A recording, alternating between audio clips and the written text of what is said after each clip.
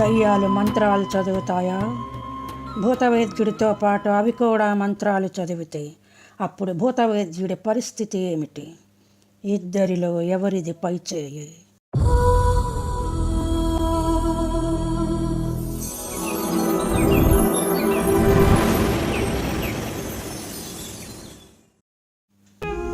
ఇంతకు ముందు దయ్యాల నరసయ్య అనే వీడియోలో దయ్యాల నరసయ్య గారి జీవితంలో జరిగిన ఒక యథార్థ సంఘటన గురించి తెలుసుకున్నాము. ఆయన జీవితంలో ఒళ్ళు గగురు పొడిచే సంఘటనలు చాలా ఉన్నాయని చెబుతారు కొందరు. ఆయన నివసించేది కుగ్రామంలోనైనా ఆయన కీర్తి సుదూర తీరాలకు పాకిందట.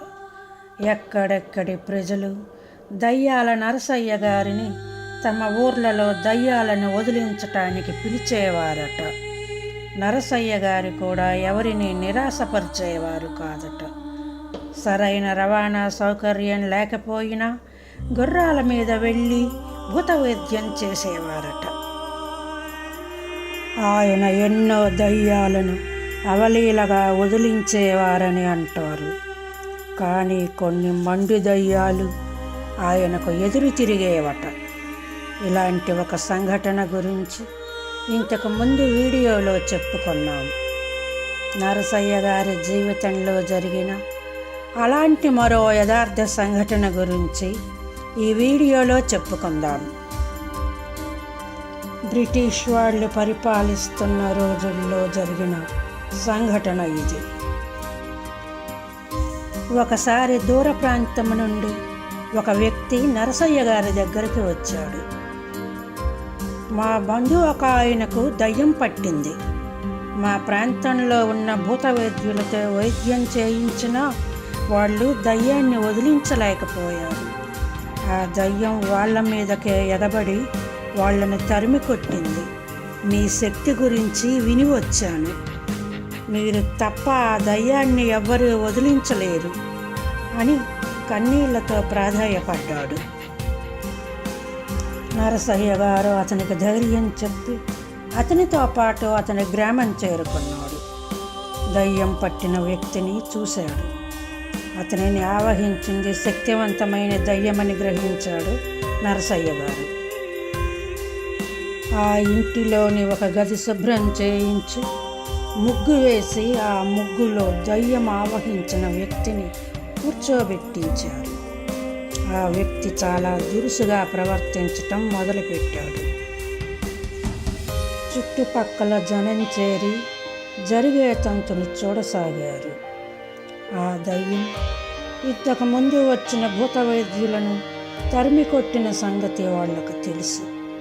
ఈ నరసయ్య గారు దయ్యాన్ని తరిమేస్తాడా లేక దయ్యమే నరసయ్య గారిని తరిమేస్తుందా అని వాళ్ళు ఆసక్తిగా గమనించసాగారు. నరసయ్య గారి మంత్రాలు చదవటం మొదలు పెట్టగానే ఎదురుగా ముగ్గులో కూర్చున్న వ్యక్తిని ఆవహించిన దయ్యం కూడా మంత్రాలు చదవటం మొదలుపెట్టింది. అందరూ గుడ్లప్పగించి చూడటం మొదలుపెట్టారు. వాళ్లలో ఏదో తెలియని భయం. దయ్యాలు మంత్రాలు చదువుతాయా? మరి ఇప్పుడు భూత వైద్యుడి పరిస్థితి ఏమిటి? దయ్యం నరసయ్య గారిని ఏం చేయబోతుంది? అందరిలోనూ ఆందోళన మొదలైంది. దయ్యం ఆవహించిన వ్యక్తి అక్షరం ముక్క రాని నిరక్షరాస్యం. మరి ఇంత స్పష్టంగా మంత్రాలు అలా చదవగలుగుతున్నాడు? దయ్యాలు మంత్రాలకు భయపడతాయంటారు.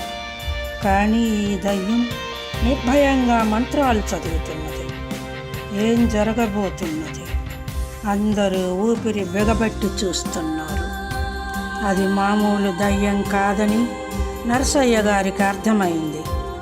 ఆ దయ్యం కూడా బ్రతుకున్న రోజుల్లో ఒక మంత్రవేత్త అయి ఉండొచ్చని ఊహించాడు. ఆపకుండా పెద్దగా మంత్రాలు చదవసాగాడు నరసయ్య గారు. దయ్యం కూడా మంత్రాలు చదవటం మొదలుపెట్టింది. దయ్యాన్ని లోబరుచుకోవాలని నరసయ్య గారిని తరిమి కొట్టాలని దయ్యం పోటాపోటీగా మంత్రాలు చదువుతున్నారు. చూస్తున్న జనాలలో ఒకటే టెన్షన్, నరాలు తెగిపోయే ఉత్కంఠ. ఏం జరగబోతుంది? నరసయ్య గారు, దయ్యం ఇద్దరు ఒకరిని మించి ఒకరు మంత్రాలు చదువుతూనే ఉన్నారు. అలా కొన్ని గంటలు గడిచిపోయాయి. చివరకు నరసయ్య గారి మంత్రశక్తి ముందు దయ్యం ఓడిపోక తప్పలేదు. తన ఆటలు సాగవని తెలుసుకున్న దయ్యం అక్కడి నుండి వెళ్ళిపోయింది. దయ్యం వెళ్ళిపోగానే అప్పటిదాకా దయ్యం ఆవహించిన వ్యక్తి లేచి మామూలుగా ప్రవర్తించసాగాడు.